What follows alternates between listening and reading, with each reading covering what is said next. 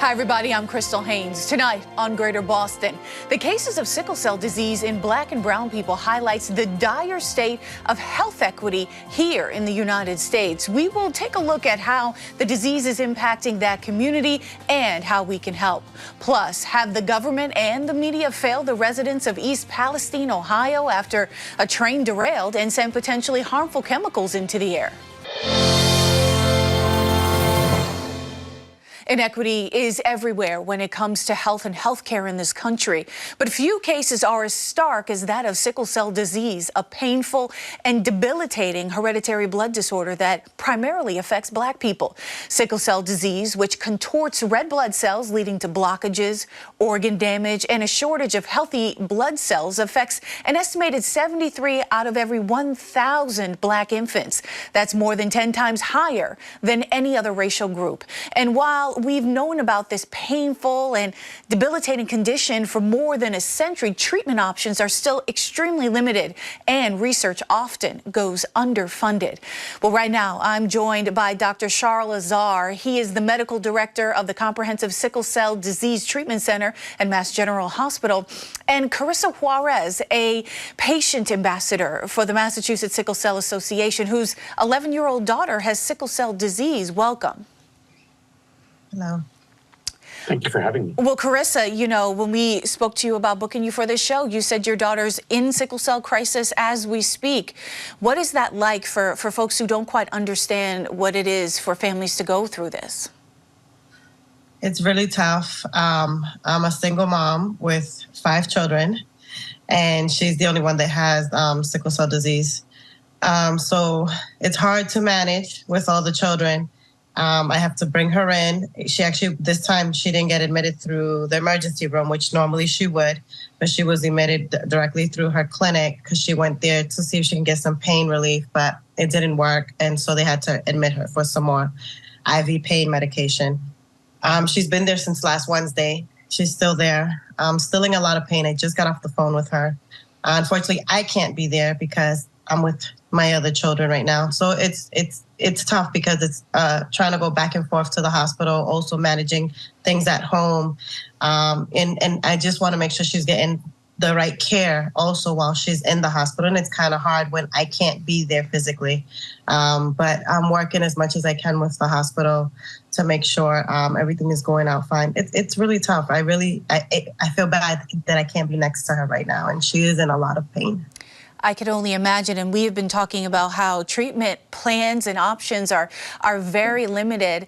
Dr. Azar, I read that, you know, just about a month ago that some gene therapies came online as a possibility, but I imagine those are very expensive. We know about bone marrow treatments or transplants. That's an option, but it has to be tough, I imagine, the access piece for something as complicated as that type of procedures.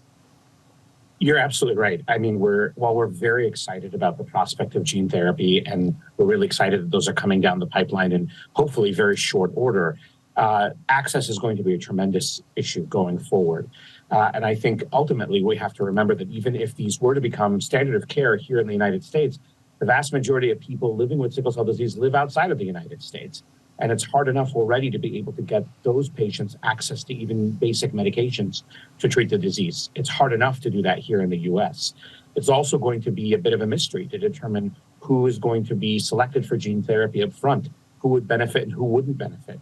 There's a lot of unanswered questions, including ultimately what the cost is going to be to patients who receive it. We anticipate that it's going to be an expensive intervention.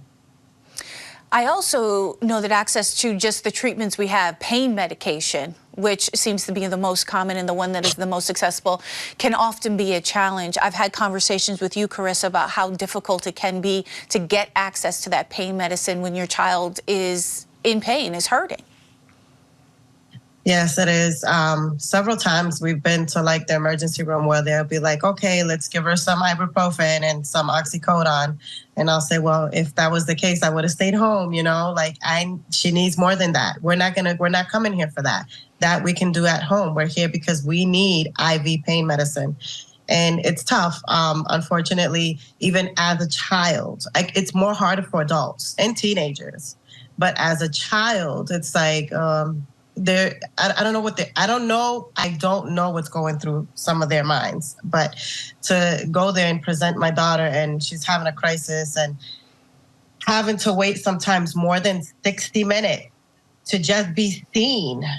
Okay, and there is rules and policies in place that you're supposed to already been in a room, already accessed if you have a port or an IV that needs to be placed, and already have pain medicine going through you within 60 minutes. And unfortunately, this is not happening in the emergency rooms. There's staff that's not even trained to access ports. My daughter has a port because she gets blood exchange transfusions, so she has a double port, and they don't have trained nurses in the emergency room for this. So this is a problem.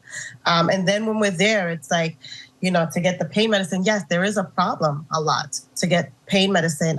There's like, I don't know if it's just ignorance. I'm not, I really don't know, but it's like, my daughter's not here because she wants to get high on something, okay? She's here because she needs this medication. We already tried everything we could at home. Mm-hmm. So it's tough. And then even when she's inpatient, I feel like sometimes she's rushed to get out. I'm having that somewhat of an issue right now where she was in on Wednesday and already on Friday, they're like, okay, we think we're going to start her back on oral medications. And I had to explain to them, yes, we did come in on Wednesday with some back pain, but that same day that we came in with back pain, even though that back pain has been existent for a few days, she started sickling in her foot. That's day one of a sickle crisis in the foot. That means by day 3, she's at her peak. There's the peaks that we go. And so that means that now she's in more pain. So I don't want to rush her. I tried to explain this. Well, maybe every patient is different, but with her, it's like we'll go a few days where it's a pain that she can handle, and then the pain gets higher and higher, and then it starts to come down and down. So given that her back was already hurting, but then her foot just started hurting the day of admission, no, that foot's going to get worse. Yeah. So I try to explain, and that's what happened. But it's challenging. It's really challenging. I can imagine. Dr. Azar, how difficult, or perhaps not difficult, is it to have these conversations with other healthcare professionals when you have moms like Carissa who bring in their daughter in and they're like, I'm at a 10. This is what we need at a 10. But there are hospital procedures that maybe contradict that. There are perhaps, training, experience that maybe contradict that. I mean, how do you have conversations in the healthcare space among professionals about this? It's such a great question. I mean, you can hear the frustration in Carissa's voice, very appropriate frustration as a parent looking at their child when they're in extremis coming into the emergency department. We have to have this conversation almost every single time a patient comes into the hospital. Part of the beauty of our team is that we have 2 dedicated nurse navigators. And oftentimes what those nurse navigators have to do is go to the bedside in the emergency department or on the floor and sit there and hold the patient's hand while asking the nurses to please push an additional dose of pain medication. I can understand where some of my colleagues come from. Many of our patients are on, higher doses of opiates. They may be uncomfortable. They may not be used to those types of doses. It all comes down to education. A lot of what we do is trying to help our colleagues to understand that our patients have been on these pain medications since they were infants in many cases. And they are very used to these doses of medications. So we attempt to try to normalize that as much as we possibly can. At the same time, there's also an enormous racial bias as our patients are coming into the emergency department. And we have to help other providers oftentimes come to terms with their own racial biases as they're treating our patients. And I know that there's also different types of sickle cell disease, and I think a lot of folks don't realize that. Will you speak a little bit about that? Sure. So, yeah, there are several subtypes of sickle cell disease.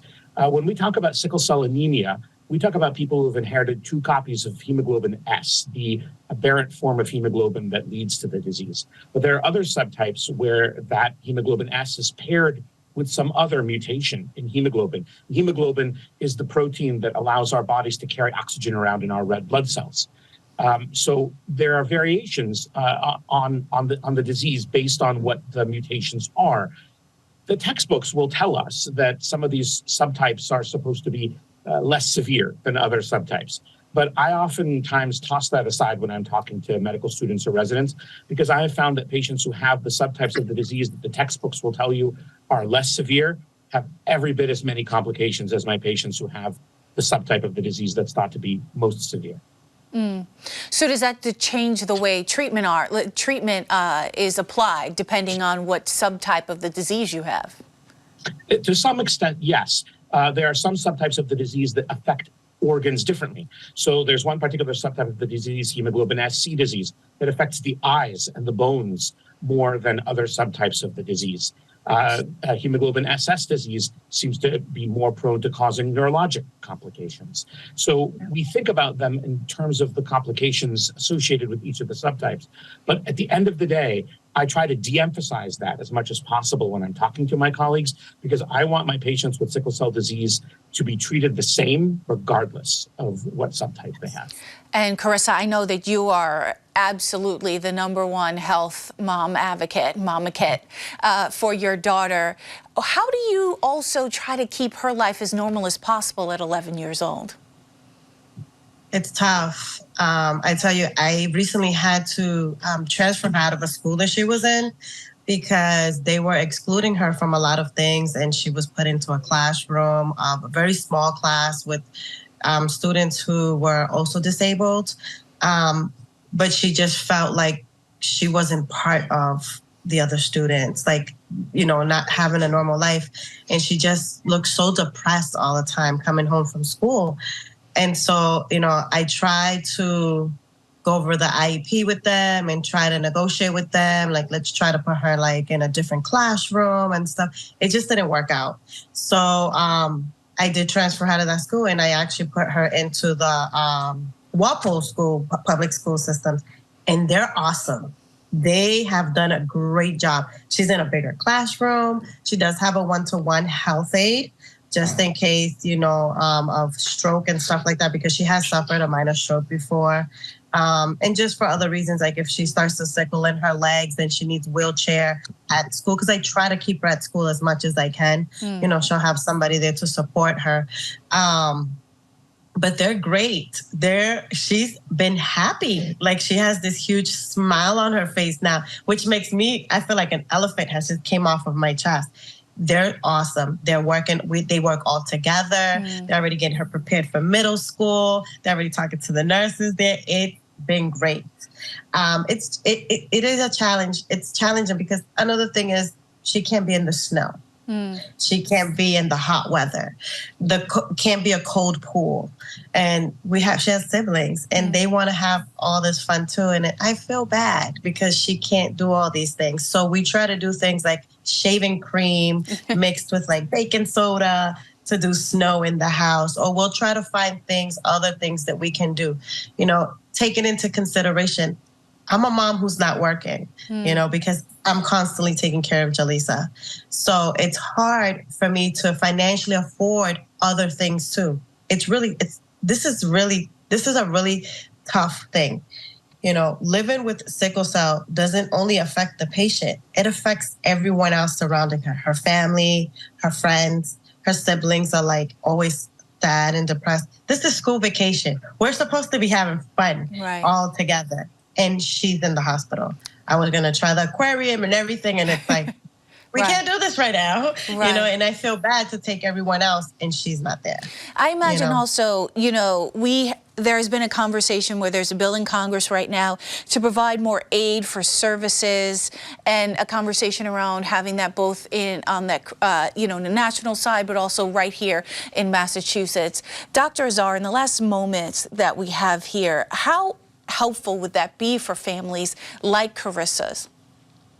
It's enormously helpful. So we have an omnibus bill that has been introduced to the Massachusetts state legislature that we're hoping to get through later this congressional session. And if we can get it through, not only would it allow resources to be given to sickle cell programs around the state, but it would also help to prop up community-based organizations like the Mass Sickle Cell Association that are working hard to try to normalize the lives of patients like Carissa's daughter. But at the same time, we can also help to normalize the laws surrounding opiate management and prescription drugs. So many barriers that have been put up that really require a top-down approach. This is a great way to be able to do that right here in Massachusetts. Excellent. Well, I want to thank you both for your time, Dr. Azar, Carissa Juarez, and good luck to your little girl. Absolutely. Thank you. In the week since a train derailed and caught fire in East Palestine, Ohio, sending plumes of black smoke and hazardous toxins into the air, residents who've returned to that area have reported a growing list of ailments, from rashes and nausea to difficulty breathing. In spite of those complaints, the EPA says air and water quality tests do not show dangerous levels of toxins in the air, telling the people of East Palestine that the air is safe to breathe and the water is safe to drink. But is it really? And has media across the country been giving this disaster the attention it deserves? To discuss it, I'm joined by Dr. Dana Barr, a professor of environmental health at Emory University, and Mireille Bejjani. She is the co-executive director of Slingshot. That's a nonprofit that works with communities impacted by environmental threats. Good evening. Good evening. Hi, good evening. So first, Dr. Barr, I want to talk about what a train derailment and, of course, this subsequent chemical spill, what kind of effect does it actually have on the environment for folks who can't quite understand the scope of this? Right. Well, these large chemical spills are really dangerous to both the ecology and people. These are chemicals that are highly toxic, are carcinogens, can be teratogens, causing problems for fetuses in utero. And so there's justified concern in the area. And I think the kind of big disconnect from what the people are being told and what they're observing is causing a lot of uncertainty and problems with understanding if the government's being truthful or not with them. And Mireille, when you have these conversations with communities that are affected by something like this, I mean, what is the number one thing? How do we keep ourselves safe? And can we trust officials when they tell us everything is safe? Well, that's a great point you're touching on there, is that communities, especially environmental justice communities that have been impacted time and time again, are not, necessarily quick to trust when someone tells them something, because they have been impacted so many times. They have been potentially lied to by corporations. They've been misled. And so transparency and trust building are tremendously important, and building those relationships so that they can know that they are being cared for, and that the government and the company and all the players here are really carefully monitoring the situation, not just now, but next week and next month and next year and beyond that, because this situation isn't just a one and done deal. It's going to be potentially impacting those communities for decades to come. And Dr. Barr, what would be happening on the ground right now? I know we're seeing officials, news cameras are catching folks, sticking mics in their faces kind of things, but what would be happening on the ground? Well, right now, the officials are trying to contain and dispose of the chemicals that are there. Organized a controlled burning. They've been monitoring the chemicals themselves in air, particulate matter, and other noxious fumes that may be created as a result of the controlled burn.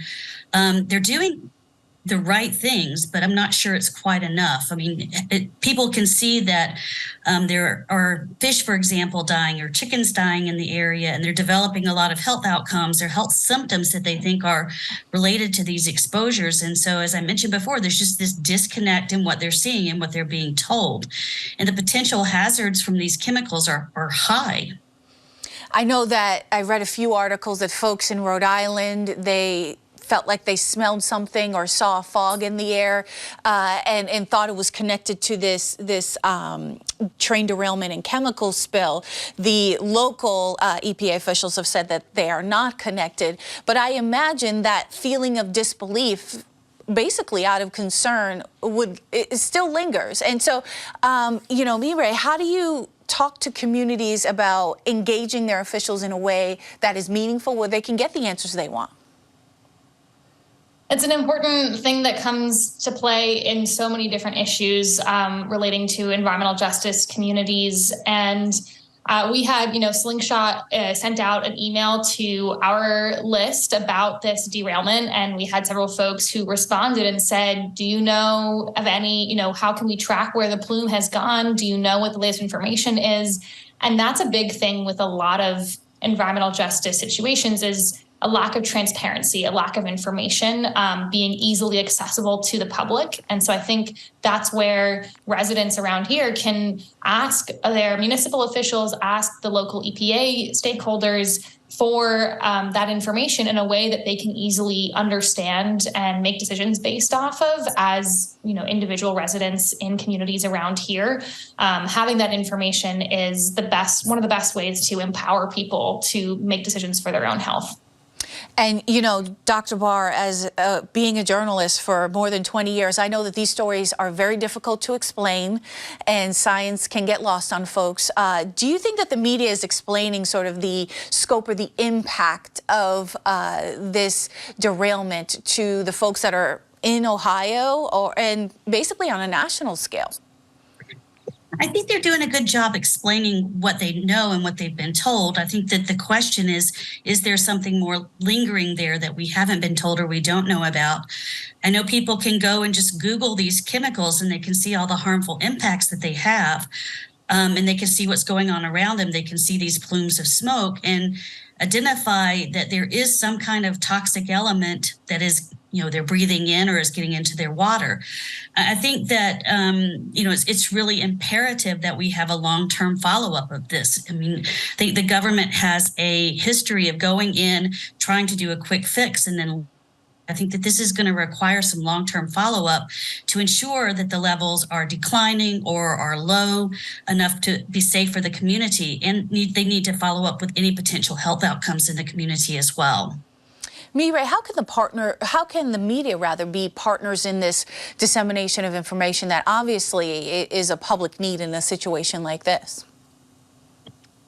That's a really important part of making sure that information is accessible, is the outlets that people go to learn about things. I know I personally didn't hear about this story for a few days after it happened in, you know, big outlets. I was mostly seeing about it on Instagram and other social media platforms. And so I think media outlets really taking the time to share what's happening on the ground and share the firsthand perspectives of residents in East Palestine and surrounding communities. I think that's also something that we really connect with on a human level, is hearing how someone else is experiencing something and being able to relate to it from our own lens. And so that's a really powerful thing that outlets can provide, is sharing those firsthand experiences as this situation continues to unfold. I imagine also keeping it in the news cycle is important as well, both for accountability and for folks who will continue to live with this.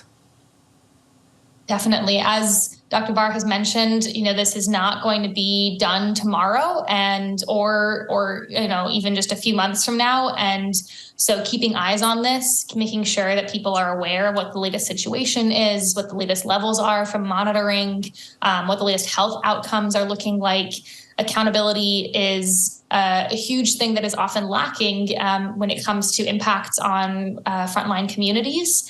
And a big way to ensure accountability is to make sure that there's transparency, that there's information that's available so that people can follow up with decision makers who aren't holding up their end of the bargain. Well, Dr. Barr, you know, we know that this particular situation happened in East Palestine, but will surrounding communities, even surrounding states, have to worry about this in years to come? Possibly. I mean, the chemicals can leach into the ground, into soil, into groundwater that can travel over long distances. Right now, with this controlled burning, they have a plume of smoke that it can be observed in other places. My sister-in-law, for example, lives in Pittsburgh, and she said she can see some of the smoke from the burn. So yeah, communities have to be concerned if the chemicals are not adequately contained. Again, it's going to be something they need to continue to look at and assure the people that live there that the levels are low enough not to cause any harm, or to do something about it if they are higher.